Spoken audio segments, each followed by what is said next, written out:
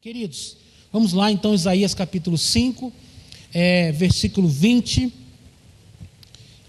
que diz assim: ai dos que chamam de mal aquilo que é bom, e que chamam de bom aquilo que é mal, que fazem a luz virar escuridão, e a escuridão virar luz, que fazem o amargo ficar doce, e o que é doce ficar amargo. Ai dos que acham que são sábios, dos que pensam que sabem tudo. Amém, queridos? Nosso tema hoje, para a nossa reunião de crescimento espiritual, é inversão de valores, né? O caminho perigoso da igreja na pós-modernidade, né? Inversão de valores. Queridos, nós temos aqui uma palavra em Isaías que eu acabei de ler com vocês, que Isaías já fazia um alerta, inspirado, né, pelo Espírito de Deus, a escrever essas palavras, um alerta sobre o que acontecia também no seu tempo. Não é só no nosso tempo que essas coisas acontecem, não é só na igreja brasileira que acontece, não é só aqui onde nós estamos, na ICB, que acontece. Isso acontece em todo lugar e acontece há muito tempo. Pessoas que distorcem as verdades bíblicas, utilizam a palavra, às vezes bíblica, e faz com que ela tenha um outro sentido. Vocês sabem que às vezes nós podemos dizer uma coisa que de certa forma é verdade e ao mesmo tempo é uma mentira, porque a gente fala uma coisa que é verdadeira, as pessoas têm uma ideia de que é uma outra coisa. Vou contar um exemplo, parece que eu estou meio doido, né? Não estou doido não, viu, gente? Né? Entendam isso. Certa vez eu estava vindo de Brasília para São Paulo, vindo de uma convenção. Estava a minha esposa, né, os meus meninos no carro, e aí, num determinado momento, nós ultrapassamos um caminhão cegonha, né? Caminhão, para quem não sabe, um caminhão cegonha é um caminhão que carrega carros. Eram todos carros novos e eram Mercedes, todas Mercedes, né? Não era o caminhão Mercedes, os carros eram Mercedes, todos modelos novos, aqueles carros superpotentes que correm muito. E eu passei olhando, tinham 10 Mercedes no carro. Eu passei e fui embora. Aí eu brinquei com a minha esposa, Patrícia, e falei assim: amor, tá vendo como o nosso carro 1.0 é potente? Eu consegui ultrapassar na viagem 10 Mercedes. Eu menti? Eu menti? Não, claro que eu não menti. Só que eu falei uma verdade, mas não foi bem aquilo. Mas eu dei a entender uma coisa, as pessoas entenderam outra coisa. Eu sei que não era aquilo, mas as pessoas podiam entender, falar: olha, está aqui, né, o Natan, fiz uma viagem, ó, eu com meu carrinho 1.0 ultrapassei 10 Mercedes. Davi, você acredita nisso? Ó, 1.0, 10 Mercedes. Olha, o carro do pastor corre, ou então o pastor corre pra caramba, é doido. E eu não estaria mentindo de certa forma, porque eu ultrapassei 10 Mercedes. Eu só não contei o detalhe que elas estavam paradas dentro de uma carreta, um caminhão cegonha. Era uma verdade. Então, às vezes as pessoas falam coisas de uma forma que dá uma outra interpretação. Eles pegam um texto bíblico e distorcem. E é o que nós estamos vivendo hoje, em muitos momentos, na igreja pós-moderna. Eles querem mudar a Bíblia, eles querem fazer novas versões de Bíblia. É a Bíblia inclusiva. Como assim, pastor? Aquela Bíblia que quer colocar para dentro tudo que a Bíblia diz que não é para ser. A Bíblia, em alguns textos, ela é muito contundente, ela é direta. Para alguns, ela é até agressiva, mas a verdade dói, né? Quando uma pessoa está errada, ela é confrontada. Tem pessoas que humildemente reconhecem o seu erro, e tem pessoas que se rebelam, que se revoltam, né? Nos nossos dias hoje, as pessoas, como elas não conseguem ter uma mudança de vida e não concordam com o que a Bíblia diz, elas querem mudar a Bíblia, querem mudar textos, alterar textos, uma Bíblia mais atualizada para os nossos dias. Irmãos, a Bíblia é a Bíblia, a palavra de Deus é sempre atual. O Senhor falou: eu sou mesmo ontem, hoje e eternamente.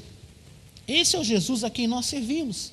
Então, essa palavra, queridos, é um alerta para nós que somos obreiros, que somos líderes, que somos crentes comprometidos, que ajudamos vidas, pessoas, para nós ficarmos atentos, porque às vezes existem pessoas na ânsia de conseguir seguidores, no desejo de ter pessoas que gostem dele, ele acaba falando só aquilo que lhe é conveniente, aquilo que agrada os ouvidos das pessoas. É o que nós temos muito hoje, pregações de autoajuda, né? Nós temos que pregar mensagem de Deus ajuda, não é autoajuda. Se eu estou na dependência de Deus é porque eu preciso de Deus, eu preciso do Espírito Santo, Deus precisa me abençoar, eu não tenho condições de levar a minha vida sozinho, né? Mas eu preciso da ajuda do Senhor. Nós temos visto muito isso nos nossos dias, né? Eu quero compartilhar outros textos com vocês da palavra de Deus. Fique aí com o seu celular ou com a sua Bíblia, para a gente poder conversar um pouquinho, né? Para a gente poder entender. Nós temos hoje termos diferentes, que é o relativismo. Mas isso é relativo. Isso não é bem assim. Isso não quer dizer isso. Naquela época era assim. Agora, no nosso tempo, é diferente. Querido, deixa eu explicar uma coisa para você, você bem direto e você bem claro. Adultério continua sendo adultério. Quer dizer, uma pessoa casada que se relaciona sexualmente com uma pessoa que não é a sua esposa ou seu esposo, isso se chama na Bíblia de adultério. Uma pessoa solteira que se relaciona sexualmente com uma outra pessoa, solteira, né, ou divorciada, sei lá, que está livre, não está casado, isso se chama na Bíblia de prostituição. Ou um solteiro que se relaciona sexualmente com um casado, a Bíblia chama isso de adultério, porque alguém tem uma aliança, né? Toda pessoa que tem uma prática sexual fora do padrão, né, segundo a Bíblia, essa pessoa se relaciona, um homem com um homem, uma mulher com uma mulher, como diz a Bíblia, isso é pecado. Isso é pecado. Então, não adianta a gente querer mudar, falar que não é, porque a Bíblia diz que é. Porque a Bíblia, a palavra de Deus, muitas vezes ela confronta. Mas vivemos numa época em que há um relativismo. Isso não é bem assim, isso não quer dizer isso. Não tem problema. O que Deus não quer é promiscuidade, desde que seja somente uma pessoa, não pode ficar saindo com todo mundo, mas uma pessoa só você pode ficar, você pode dormir com ela, não tem problema. Não pode, porque a Bíblia diz que não pode. Entendo isso, não é a minha palavra, não é a minha maneira de pensar, é o que está na palavra de Deus. Então, é aquela situação que nós vivemos hoje em muitas filmes, séries, novelas, histórias, que na novela as pessoas olham e veem, por exemplo, um casal, e o marido trata mal a esposa, ele não liga muito para ela, né? Aí todo mundo fala, coitadinha da esposa, tal. Aí o que acontece? Aí essa esposa, sei lá, se engraça com um cara, lá no serviço dela, sei lá, e aí fica com ele. Aí todo mundo fala, tá vendo? Esse cara merece, ele não merece ter essa esposa, ainda bem que ela ficou com outro bonitão lá do serviço dela. E o pior de tudo é que muitos crentes acabam concordando com isso. Não que você fale assim, pastor, eu não concordo com isso, mas você fica torcendo no filme, na novela, para a mulher trair o marido ou largar o marido, que é meio grosseiro com ela, e trocar por um amante. Você não percebe, mas às vezes você se pega fazendo isso. Vamos falar de uma coisa clássica, Robin Hood. Desde criança nós ouvimos história de Robin Hood. É o ladrão, o cara que rouba dos ricos e dá para os pobres. E quantas vezes nós não torcemos por Robin Hood? Mas ele não deixou de ser ladrão. Ladrão é ladrão. Entendam isso, queridos. Os valores estão invertidos e nós temos sido expostos a esse tipo de filosofia, esse tipo de conceito há muito tempo. Está acontecendo, está se repetindo, isso vem acontecendo, vai se massificando. Coisas que há 20 anos você não podia, se você passasse uma cena daquela na TV, o pai de família tirava as crianças da sala, desligava a TV e falava, não assisto mais isso. Hoje não, está adulto, está criança, está adolescente, está todo mundo junto ali, ninguém liga para mais nada. O que aconteceu? Nós ficamos cauterizados. E isso, infelizmente, tem sido uma realidade em muitas igrejas evangélicas, em muitos locais. No nosso meio, muitas vezes, tem pessoas que têm esse pensamento, pastor, nada a ver. Não, isso é coisa normal. Nós estamos num tempo diferente, um tempo que você se converteu, pastor, lá em 1900 e bolinha zero, aí tira um sarro da gente, né? Só não vai ficar velho quem morrer novo. Todo mundo vai ficar velho. né? E aí, porque o pastor é antiquado, o pastor é isso, o pastor é aquilo, o pastor não está ligado nas coisas que estão acontecendo hoje, o pastor é uma pessoa desconectada do mundo. Irmãos, se é para ser conectado com o mundo, para viver em pecado, é melhor ser desconectado. Essa é a realidade. O evangelho, muitas vezes, ele é duro, ele é contundente, mas ele precisa ser pregado. Ou vocês acham que quando Paulo pregou, lá em Roma, lá nas igrejas em Corinto, na Galácia, no mundo romano, não tinha pecado? Eu quero só informar vocês que, historicamente, o mundo dominado por Roma, naquela época, fazia coisas sexualmente piores do que hoje. Tá? Quando eu digo piores, assim, havia mais frequência, porque havia a religião instituída, incentivava as práticas sexuais ilícitas, porque eram considerados os cultos aos deuses. Inclusive, muitas práticas essas eram feitas nos templos pagãos.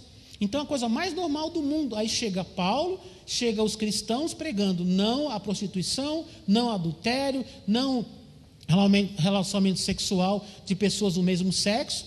Ele dizia, não, está escrito na Bíblia, está aqui. E aí, ele confrontou as pessoas. A cultura da época era aquela, mais do que hoje, para você entender como era. Mas mesmo assim ele falou. Tá? Alguém podia dizer, mas isso é do tempo lá do tabernáculo, isso é do tempo de Moisés. Não, Paulo pregou na época dele que aquilo era pecado, né? E hoje, irmãos, o pecado continua sendo pecado. Nós precisamos estar atentos para nós não perdermos a nossa bênção e não levarmos a outro a perder a bênção também. Eu falo de uma reunião que é uma reunião que a grande parte das pessoas que participam são líderes de pequenos grupos, de departamentos, de redes. Alguns são líderes em outros níveis, e nós temos uma responsabilidade de ensinar as pessoas a verdade de Deus. Nós temos que pregar a verdade de Deus. Então nós temos que ficar alertas para não sermos coniventes com o pecado. Ou até pior, para justificar os erros, a gente faz o quê? A gente faz o que o profeta Isaías disse aqui. Começa, aqui o texto diz assim, ai dos que chamam o mal aquilo que é bom, e que chamam de bom aquilo que é mal. Quer dizer, há uma inversão de valores. Aquilo que é bom, eles falam que é ruim, e aquilo que é ruim, eles falam que é bom. Gente, é uma inversão total, e estamos vivendo isso nos nossos dias, e nós temos que ficar atentos. Queridos, nós temos uma referência bíblica de um homem, na verdade, 2 homens, que queriam fazer a obra de Deus, as coisas de Deus, de uma maneira que Deus não queria, né? Vamos ler 1 Samuel capítulo 1, 1 Samuel capítulo 1,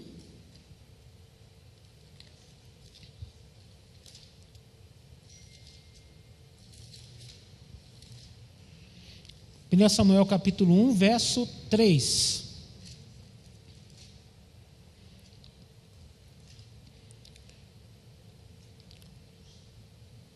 Diz assim: todos os anos Eucana saía da sua cidade e ia a Siló a fim de adorar e oferecer sacrifícios ao Senhor Todo-Poderoso. Ofne e Finéias, os filhos de Eli, eram sacerdotes do Senhor Deus em Siló. Então, guarde esse nome. Ofne e Finéias eram sacerdotes do Senhor na cidade de Siló. Agora vamos ler aqui no capítulo 2, vamos avançar um capítulo 2, verso 12. 2:12. Diz assim, os filhos do sacerdote Eli não prestavam e não se importavam com Deus o Senhor. Eles não obedeciam aos regulamentos a respeito daquilo que os sacerdotes tinham o direito de exigir do povo.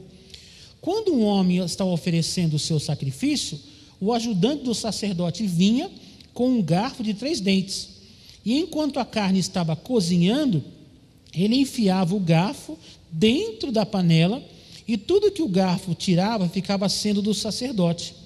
Era costume fazer isso todas as vezes que um israelita ia a Siló para oferecer sacrifícios. Mas antes mesmo de a gordura ser tirada da carne queimada, os filhos de Eli mandavam que o ajudante do sacerdote fosse e dissesse a quem estava oferecendo o sacrifício: me entregue um pedaço de carne para o sacerdote assar. Ele não vai aceitar de você carne cozida, mas só carne crua. E se o homem respondia, deixe que a gordura queime primeiro, depois você pode tirar o que quiser, o ajudante do sacerdote dizia, entregue logo essa carne, senão eu a tomarei à força. Assim os filhos de Eli tratavam com muito desprezo as ofertas trazidas a Deus, o Senhor. E para o Senhor, o pecado desses moços era muito grave. Então entenda aqui, irmãos. Deus havia instituído, desde o tempo de Moisés, um sacerdócio. E os que pertenciam à tribo de Levi eram os que faziam serviço sacerdotal, normalmente. E o que acontece, irmãos? Deus disse, tem que ser feito assim, assim, assim, assim. Deu todas as regras de como as coisas deveriam ser feitas. E aí, irmãos, esses moços eram filhos do sacerdote Eli, do líder religioso Eli. Eles quebravam todo o processo de como o sistema era feito. Eles faziam o quê? Eles pegavam a carne fora de hora. A carne geralmente ela era oferecida, a gordura era queimada em adoração a Deus. É assim que funcionava, tinha todo um jeito de fazer. Eles sabiam, não era ignorância não, irmãos. Mas eles queriam fazer do jeito deles. As coisas de Deus, irmãos, não podem ser feitas do meu jeito ou do seu jeito. As coisas de Deus têm que ser feitas do jeito de Deus. Não é do meu jeito. Deus, irmãos, Ele é amor, mas Ele também é justo. Deus é sério, irmãos. A gente que brinca com Deus, não é? Deus é sério. Não estou dizendo que Deus seja carrancudo. Eu até acho que Deus tem senso de humor. É a maneira de ver as coisas de Deus. Mas, irmãos, Deus fala, é assim que Ele quer. É assim, porque se Ele deu detalhes e diga, faça assim, é porque é desse jeito. Se não precisasse fazer assim, Ele não dava detalhes. Existem coisas na Bíblia, religiosas, que não têm detalhes. Então, quer dizer, você pode fazer do jeito que você achar melhor. Mas tem coisas que são detalhadas, e as que são detalhadas eram para serem seguidas. O texto vai um pouquinho mais aqui, eu quero ler com vocês aqui o verso 22. Eli já estava muito velho, e ouvia falar de tudo que seus filhos faziam, os israelitas, e também que eles estavam tendo relações com as mulheres que trabalhavam na entrada da tenda sagrada. Então Eli disse, por que é que vocês estão fazendo essas coisas? Todos me falam do mal que vocês estão praticando. Parem com isso, meus filhos. Eu estou ouvindo o povo do Senhor, Deus, dizer coisas terríveis a respeito de vocês. Se uma pessoa pecar contra outra, o Senhor pode defendê-la. Mas quem pode defender aquele que peca contra Deus? Vou ler de novo essa palavra que é muito séria. Olha a palavra. Se uma pessoa peca contra outra, o Senhor pode defendê-la. Mas quem pode defender aquele que peca contra Deus? Mas eles não ouviram o Pai, pois o Senhor havia resolvido matá-los. Ai, pastor, não fala esse negócio não, misericórdia. Irmão, eu estou lendo a Bíblia. A mesma Bíblia que diz que você é uma bênção, que Deus vai prosperar você, que Deus vai abençoar, que vai curar, vai libertar. Nós somos prova de que Deus cura, liberta, transforma, enche com o Espírito Santo, salva, escreve o nosso nome no livro da vida, tudo isso, mas também diz essas verdades. Então eu não posso querer que parte da Bíblia seja boa para mim, outra para não, essa parte não. Não, a Bíblia é para mim, é para você, é a palavra de Deus, é a verdade. Então nós começamos dizendo aqui de Isaías, que Isaías fala, ai, esse ai, irmãos, na Bíblia, quer dizer, é uma coisa ruim, quando Deus diz, ai disso, você diz, olha, haverá juízo, haverá sofrimento, aqueles que trocam, aqueles que dizem que o bom é ruim e o ruim é bom, invertem os valores. Nós temos que tomar cuidado para nós não fazermos isso e para não embarcarmos no barco de alguém que faz isso. Como assim, pastor? Pastor, eu nunca falei isso. Mas tem uma pessoa que eu me aconselho, tem uma pessoa que é a pessoa que é a minha referência, e essa pessoa falou isso para mim. Irmão, o que a Bíblia diz? Vamos na Bíblia. O que a Bíblia está dizendo? Não é o que a pessoa diz, é o que a Bíblia diz. Crente tem que aprender a conhecer a palavra de Deus, para não cair nesses engodos, para não arrumar esses falsos líderes que levam as pessoas a pecar. Isso é muito sério. Irmãos, eu vou avançar um pouco nesse conceito aqui, para a gente poder entender uma coisa. O que é sagrado, que é separado para Deus, é sagrado e ninguém pode mexer, ninguém pode mudar. Foi Deus que instituiu assim. A gente querer mudar, vai ficar mais moderno, a gente querer pintar, passar uma maquiagem, mudar. Não, irmão, a verdade é a verdade. A realidade da Bíblia é esta. E se nós quisermos seguir a Deus e receber os benefícios de servos de Deus, temos que aceitar o que diz a palavra de Deus. Ai, pastor, isso é muito duro. Verdade, estou sendo duro para ver se você desperta, para ver se você acorda. E entenda, você não pode ter essa prática de distorcer a palavra de Deus, e não pode seguir pessoas que distorcem a Bíblia também, porque você é tão culpado quanto, tá? Eu já vou ler um texto aqui que vai mostrar isso para vocês, tá bom? Eu quero citar aqui rapidamente Números capítulo 26, não vou fazer a leitura por causa do tempo, mas se você quiser você anota aí e depois você lê. Números 26, 60, fala de 2 homens que também eram sacerdotes, que eram pessoas que ministravam diante de Deus. E essas pessoas, eles tinham boa vontade, não é que eles queriam fazer coisa errada, eles eram pessoas boas, diferentes de Hófni e Finéias, tá? A Bíblia diz que eles eram homens maus. Agora, esses 2 homens, o nome de um é Nadab e o outro Abiú. Eles eram homens bons, mas eles cometeram um erro. A Bíblia diz que eles tinham a responsabilidade de diariamente, pela manhã, eles iam lá e mantinham o fogo do altar aceso, mas aquele fogo era um fogo que o próprio Deus acendeu, era um fogo que veio de Deus, acendeu ali. Eles tinham que manter o fogo aceso, tá? Mas eles acharam que era melhor, para não correr risco, eles acharam que era melhor trazer um fogo de fora, acenderam um fogo e trouxeram para dentro e quiseram colocar no altar de incenso para adoração a Deus. A Bíblia diz que os 2 morreram. Os 2 morreram. Pastor, que história triste, pastor. Eu estou precisando ouvir histórias de ânimo, de coragem. Eu estou falando da história triste para você entender o porquê essas coisas acontecem. Para você ficar bem, para você ser abençoado. Então, eles tinham boa vontade, irmãos. Entenda uma coisa, só boa vontade não é suficiente. Cuidado com a mistura, cuidado com a inversão de valores. Irmãos, a gente tem ouvido muito nos nossos púlpitos, em muitas pregações e muitos ensinamentos, as pessoas às vezes mal citam a Bíblia, mas citam filósofos, citam sociólogos, citam pessoas influentes, né? Nós estamos vivendo uma época que existem os influenciadores digitais, estão na moda, pessoas que ditam jeito de ser, de vestir, comportamento. Irmãos,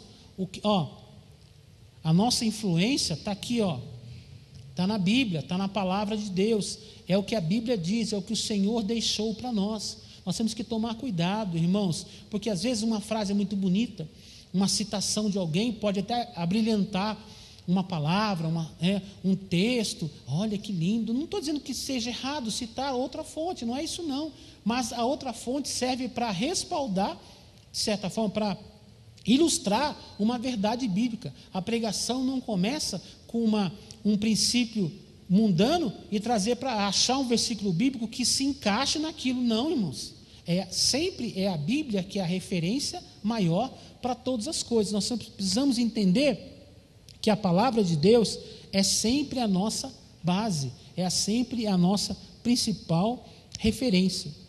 Porque a igreja, irmãos, eu anotei aqui, diz assim, a igreja não deve ser influenciada pelo mundo, mas influenciá-lo.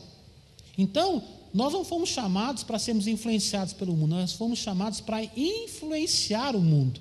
Está lá em Mateus capítulo 5, Jesus falou assim: vós sois a luz do mundo. Então somos nós que somos a luz. Que luz é essa? A gente anda com uma lanterninha, com um lampião, né? Com a luzinha do celular. Não é isso, irmãos. Essa luz que fala é a presença de Deus em nós e o esclarecimento que a luz traz. Quando a luz chega, ela mostra o que existe ali. Quando você está numa casa fechada, né, você está ali, você mal vê alguma coisa, sem luz. quando você abre uma janela, quando você acende uma luz, você olha, ali está sujo, aquele móvel está fora do lugar. Você percebe, porque a luz traz o quê? Esclarecimento. E é isso que nós temos a nossa missão, de esclarecer o mundo, de fazer o mundo entender que eles estão afastados de Deus. Por causa do quê? Por causa do pecado. Então, às vezes a nossa posição nos parece difícil, porque nós parecemos acusadores, mas não somos acusadores, irmãos. A luz não está acusando, a luz está só expondo o que já está lá. Nós não estamos julgando as pessoas. A Bíblia não está mandando a gente julgar ninguém. O próprio Senhor Jesus falou que é para a gente não julgar. Mas quando você apresenta a verdade, as pessoas precisam começar a abrir o coração. Nós devemos ajudar as pessoas a ter esclarecimento das verdades de Deus. Aí vem a seguinte pergunta. O povo da igreja pós-moderna diz assim: pastor, o senhor citou aí Levítico, Números, você citou aí textos do Antigo Testamento, mas e a graça? Eu ouço tanto essa frase, viu, bispo? Mas e a graça? Ai, a graça do Senhor, a graça é suficiente. Aí começa a pegar versículo de graça, né? Graça. Eu quero ler um texto para vocês do Novo Testamento. E para não ter nenhuma polêmica de quem falou, eu vou ler um texto que Jesus falou, para não ter dúvida nenhuma, tá? Apocalipse capítulo 2. Apocalipse, vamos lá. Apocalipse, lá o último livro da Bíblia, para quem não está acostumado a manusear a Bíblia, né? Apocalipse capítulo 2, o último livro da Bíblia, vamos lá. 2, verso 19. Diz assim, ó: eu sei o que vocês estão fazendo. Sei que têm amor, são fiéis, trabalham e aguentam o sofrimento com paciência. Olha, Jesus estava elogiando esses irmãos. Olha que bonito, ó. Eu sei que vocês estão fazendo. Sei que têm amor, são fiéis, trabalham e aguentam o sofrimento com paciência. Eu sei que vocês estão fazendo mais agora do que no princípio. Quer dizer, vocês estão trabalhando mais, avançaram em muitas áreas. Porém, a gente ouve essa palavra assim, né? Quando a gente estudava era assim: mas, porém, contudo, entretanto, portanto, né? Tinha muita coisa lá. Porém, tenho contra vocês uma coisa: é que toleram Jezabel, aquela mulher que diz que é profetisa. Ela leva os meus servos para o mau caminho, ensinando-os a cometer imoralidade sexual e a comerem alimentos que foram oferecidos aos ídolos. Eu lhe dei tempo para abandonar os seus pecados, porém ela não quer deixar a imoralidade. Portanto, eu a jogarei numa cama, onde ela e os que com ela cometem adultério sofrerão horrivelmente.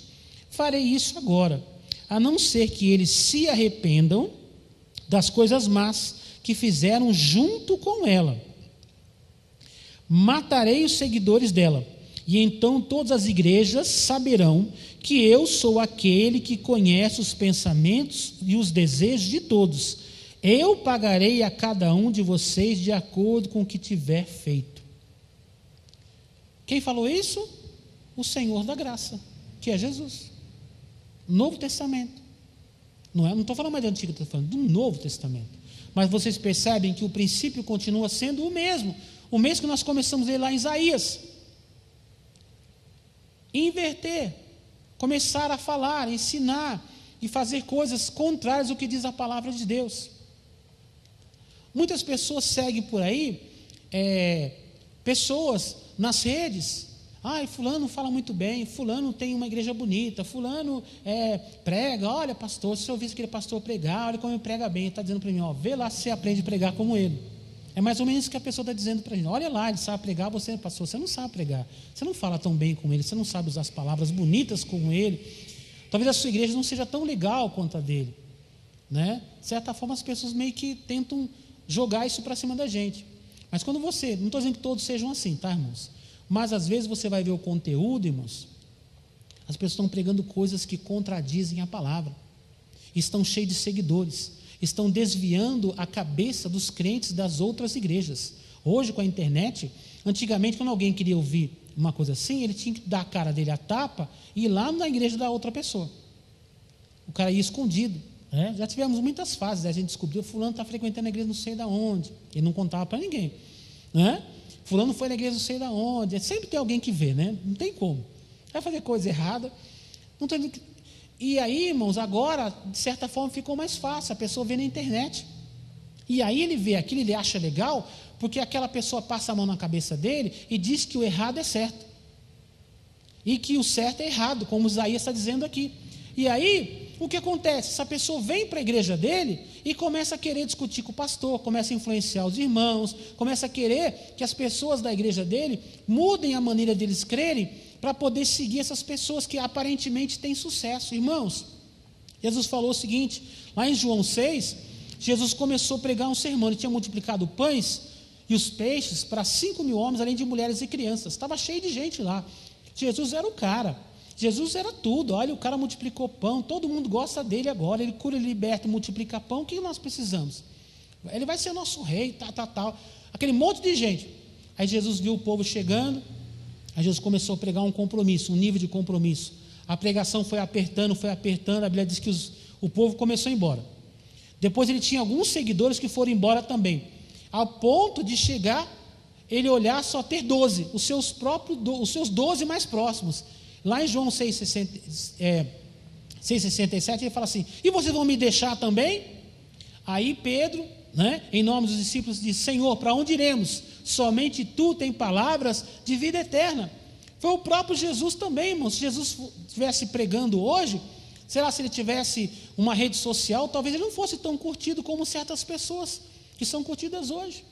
Por quê? Porque ele dizia a verdade, ele confrontava, ele amava, sim, ele cuidava, ele curava, ele libertava, ele abraçava, ele perdoava, mas ele confrontava quando havia pecado. Então, isso é evangelho.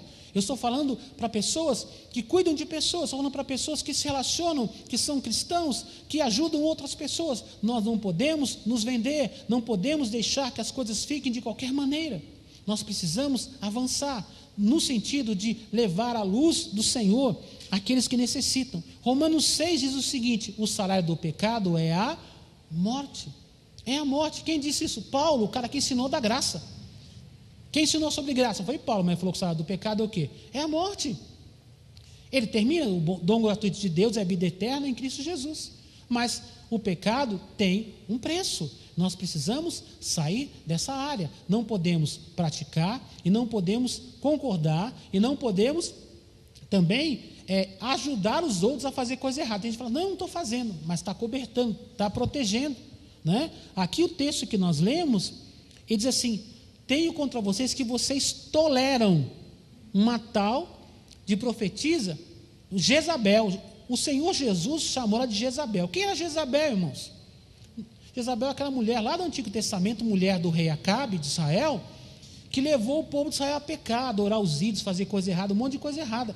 Por que Jesus chamou ela de Jezabel? Porque o princípio errado do demônio de lá era o mesmo demônio que estava agindo aqui, no meio dos crentes.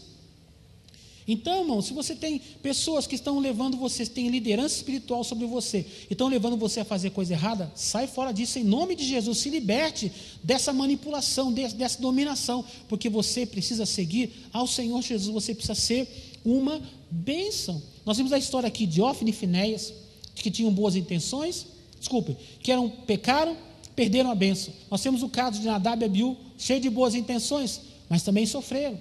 Então nós precisamos entender, irmãos, que princípio precisa ser seguido, tá? E para finalizar, eu só quero fazer uma citação rapidamente aqui, por causa do meu horário. Em 1 Crônicas, capítulo 13, nós temos um exemplo de alguém bom tentando fazer uma coisa boa. Davi, ele foi resgatar a arca do Senhor, que tinha sido perdida desde o tempo do rei Saul. E ele tinha uma vontade de trazer a arca para Jerusalém, para a cidade de Deus, para adorar. Davi tinha um coração puro, um coração verdadeiro nesse sentido. E aí ele foi lá com toda cheia de boa vontade, mas a Bíblia diz que ele consultou os soldados, os líderes dos soldados, os generais, ele consultou, falou, o que a gente vai fazer? Vamos buscar a arca, vamos. Aí ele arrumou um carro de boi novinho, 0 bala, 0 quilômetro. Tinha tirado da concessionária aquele dia. Tinha saído da concessionária com garantia, tudo, né? E aí levou o carro de boi lá, colocou a arca em cima, e 2 homens foram trazendo, guiando ali. E Davi feliz, cantando, adorando a Deus, dançando, né? Davi era muito espontâneo, muito alegre. E aí, num dado momento, um dos bois tropeçou. E o carro foi virando.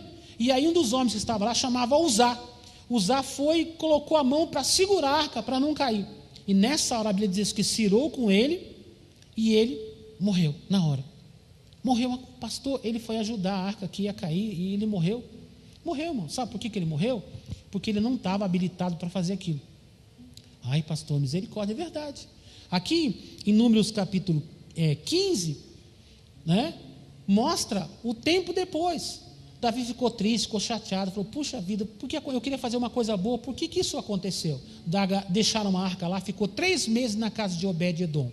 E aí depois, Davi consultou a palavra de Deus e os homens de Deus. E aí esses homens disseram, Davi, o jeito certo de trazer a arca é no ombro, A arca, ela tem argolas e tem aquelas varas que atravessam as argolas, elas têm que ser carregadas nos ombros dos sacerdotes. É assim que Deus mandou. Aí Davi separou os levitas, os sacerdotes, fez todo o processo de novo, com dança, com alegria, com festa, só que agora a arca veio no ombro dos sacerdotes. Aí ninguém morreu, ninguém machucou, ninguém ficou triste, foi só festa e alegria. Entenda isso, irmãos. Quando nós fazemos as coisas como Deus quer, vai dar tudo certo, né? Vai funcionar, vai dar tudo certo, né? Para finalizar, o texto de Romanos 8,36 diz assim, porque dele, por ele e para ele são todas as coisas, a ele a glória eternamente. Então entenda, a obra de Deus vem dele, né? É feita através dele e é direcionada para ele. Não é para agradar a você, para agradar a mim, é para agradar a Deus, porque dele, quer dizer, a inspiração vem dele, o executar vem através do seu espírito, dele, por ele e para ele. Então o objetivo sempre é para Deus. Eu quero fazer uma breve oração com vocês nesta noite. E vamos pedir a Deus que nos dê graça. Se você está nessa categoria, que Deus está condenando, dizendo que está com prática errada, ou está incentivando, concordando, participando, peça perdão. Pastor, eu não estou fazendo, mas você está concordando? Peça perdão para Deus. Se você não está fazendo isso, diga, Senhor, me ajude, para que eu nunca seja ludibriado, enganado, seduzido por esses demônios, para que eu não venha seguir aquilo que é errado, para que eu venha seguir o Teu Espírito Santo. Pai, em nome de Jesus, eu quero pedir a Tua bênção sobre os Teus filhos. Ó Deus, a Tua palavra foi liberada nesta noite. É uma palavra de alerta, Senhor. Que nós não venhamos inverter valores, trocar a verdade pela mentira, dizer que aquilo que é certo é errado, o que é errado como certo. Tenha misericórdia de nós, Senhor, nós que lideramos, que ensinamos, que cuidamos de vidas, de pessoas. Tenha compaixão de nós, que o Teu Espírito Santo ilumine o nosso coração, nos ajude a entender a Tua palavra, nos dê força para sermos praticantes desta verdade. Pai, que todo espírito de engano, de mentira, de sedução, Senhor, não tenha poder sobre a vida dos Teus filhos, sejam libertos das garras da manipulação, dos enganos, dos espíritos enganadores, dos deuses desse século, mas que eles possam ser livres, Senhor, deste mal, e que Teu Espírito Santo tenha liberdade de trabalhar e abençoar a vida dos Teus filhos. Eu lhe peço, Pai, em nome do Senhor Jesus, amém.